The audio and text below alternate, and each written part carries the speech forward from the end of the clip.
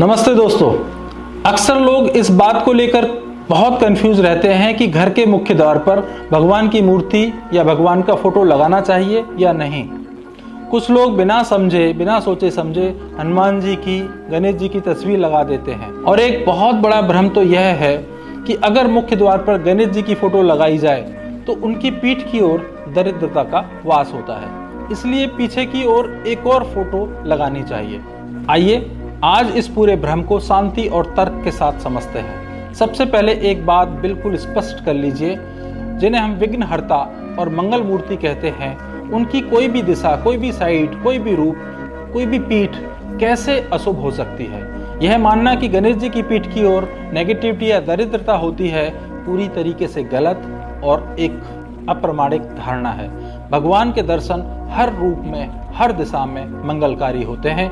अब असली विषय पर आते हैं। वास्तुशास्त्र के अनुसार घर का मुख्य द्वार केवल एक दरवाजा नहीं होता, यह ऊर्जा का प्रवेश होता है, निकास द्वार होता है। जो भी ऊर्जा आपके जीवन में आती है वही द्वार से जाती है। इसलिए यहाँ संतुलन और सरलता बहुत जरूरी है। आपके इष्ट देव भगवान गणेश, हनुमान जी या किसी भी देवी देवता का सही स्थान आपके घर का मंदिर होता है।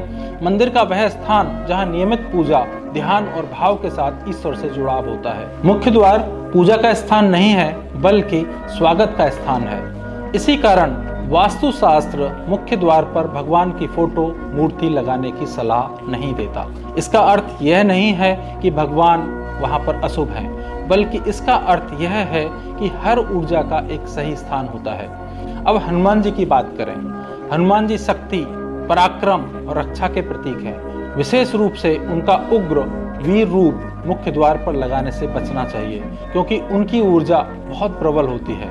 उनका स्थान भी मंदिर या वास्तु के अनुसार दक्षिण दिशा मानी जाती है, जहां पर उनकी शक्ति संतुलित रूप से कार्य करती है। तो फिर सवाल आता है कि मुख्य द्वार पर क्या लगाना चाहिए। इसका उत्तर बहुत सरल है।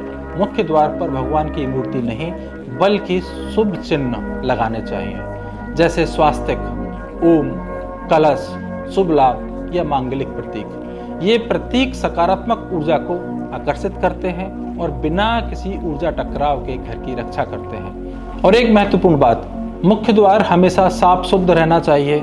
रोशनी वहां पर रहनी चाहिए। किसी प्रकार की क्लटर, कूड़ा वहां पर नहीं होना चाहिए। वहां जूते, टूटी हुई चीजें, गंदगी ना रखें। शाम के समय द्वार पर हल्की रोशनी करें। याद रखिए, वास्तु नियमों को डर के लिए नहीं बनाया जाता, यह ऊर्जा के साथ सामंजस्य का विज्ञान है।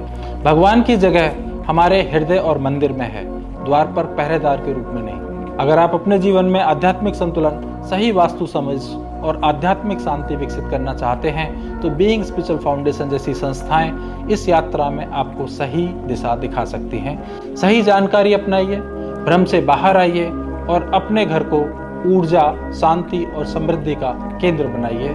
धन्यवाद।